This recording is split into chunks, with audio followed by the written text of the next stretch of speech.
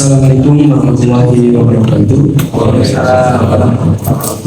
Alhamdulillah nahmaduhu wa nasta'inuhu wa nastaghfiruh wa na'udzu billahi min shururi anfusina wa min sayyiati a'malina may yahdihillahu fa huwal muhtadi wa man yudlil fala hadiya lahu.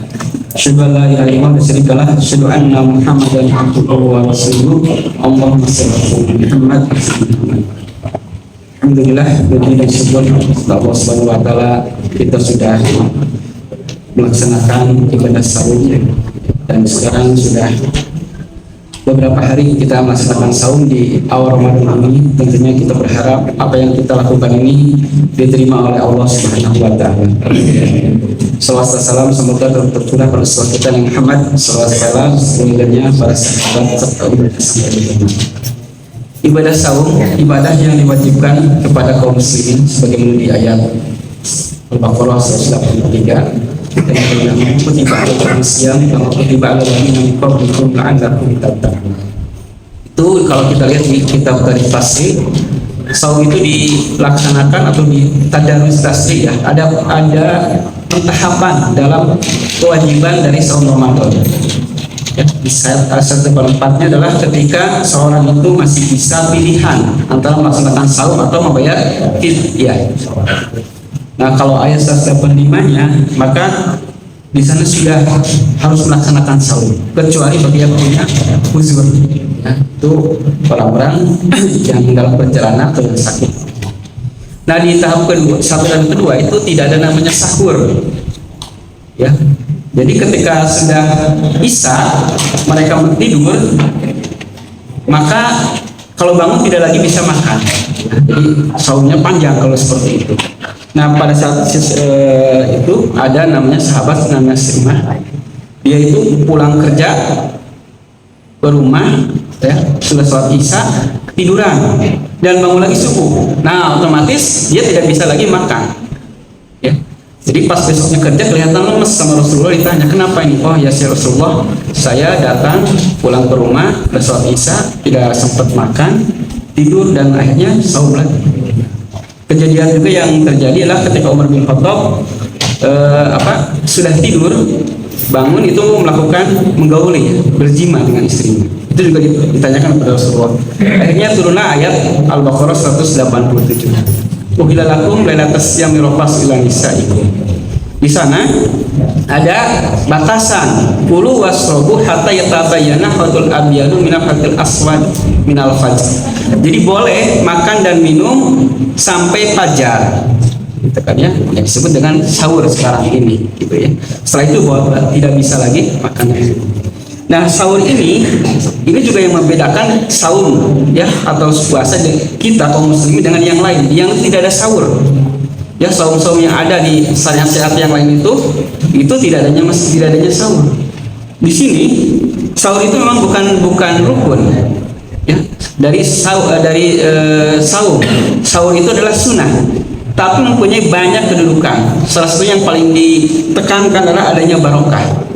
Ya, sebagaimana hadis dari Anas dari riwayat oleh Imam Bukhari dan Imam Muslim, tasaharu fa inna fi sahuri barokah. Hendaklah kalian bersahur karena dalam sahur itu ada barokah. Barokah itu adalah ziyadatul khair, bertambahnya kebaikan. Ya, kualitas kebaikannya bertambah. Di sana banyak sekali kebaikan-kebaikan. Ya, termasuk dalam makanannya. Walaupun sedikit, makanan itu bisa membuat kita kuat untuk sahur. Ya, bisa kita mengurangi masakoh, keberatan dalam saum ini, gitu ya. Dan barokah yang lain adalah ketika kita bangun di dini hari ini, itu adalah merupakan waktu terkabulnya doa. Dan di sana merupakan tempatnya kita banyak memintakan ampun kepada Allah, ya, bersujud, sholat tahajud, gitu kan ya. Kalau misalkan kita di luar Ramadan, belum tentu orang-orang itu bangun di dini hari. Mungkin hanya sebagian kecil kaum muslimin yang bangun di dini hari untuk melaksanakan ibadah.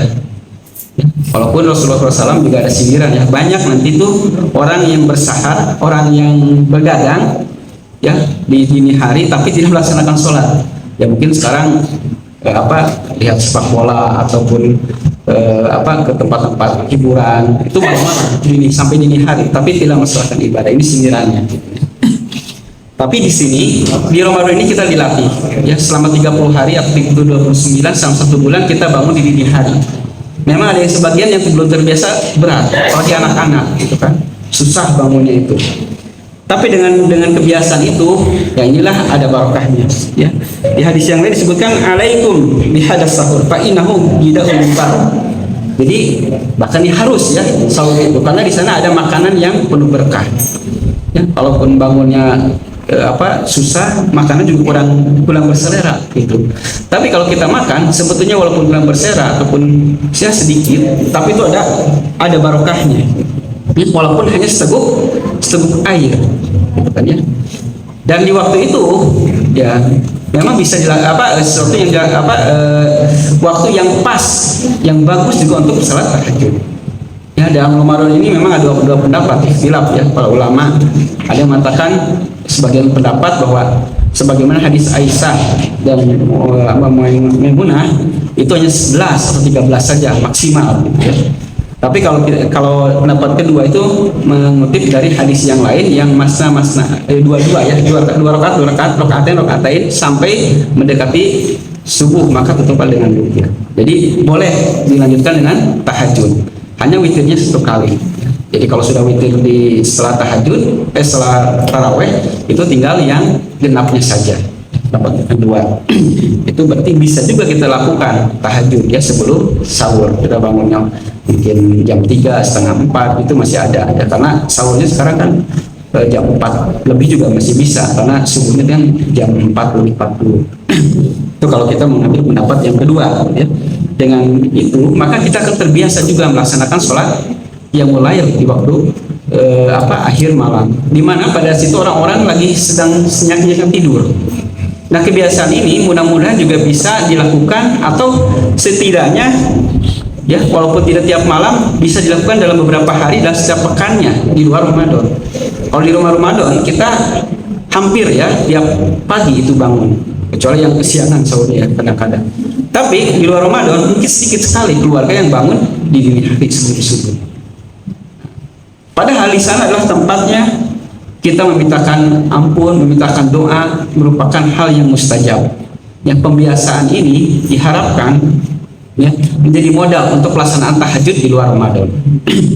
Dan sahur itu sendiri ya itu dilaksanakan memang lebih baik adalah diakhirkan ya mendekati sholat fajar. Disebutkan sahabat itu tanya berapa sih waktunya antara minuman 50 ayat 50 ayat ya mungkin sekarang 10 menitan ya mendekati ini itu baru selesai sahur gitu. Jadi memang akhir-akhir. Kalau dulu saya masih kecil dulu di kampung itu awal-awal sahur itu jam 3 ya setengah 3 gitu ya karena belum pada tahu itu masyarakat pada situ. Tapi kan sekarang sudah paham paling sudah ada jam dan sudah menginginkan. Jadi sahur itu diakhirkan sehingga kita waktu ke sholat subuh itu tidak ada jeda. Kalau dulu kan jam 3 jam setengah 3 sahur karena nunggu subuh tidur dulu gitu kan akhirnya kebablasan atau subuhnya tidak ke masjid. Kalau sekarang alhamdulillah ketika sahurnya diakhirkan ya karena setelah itu ada azan subuh itu kita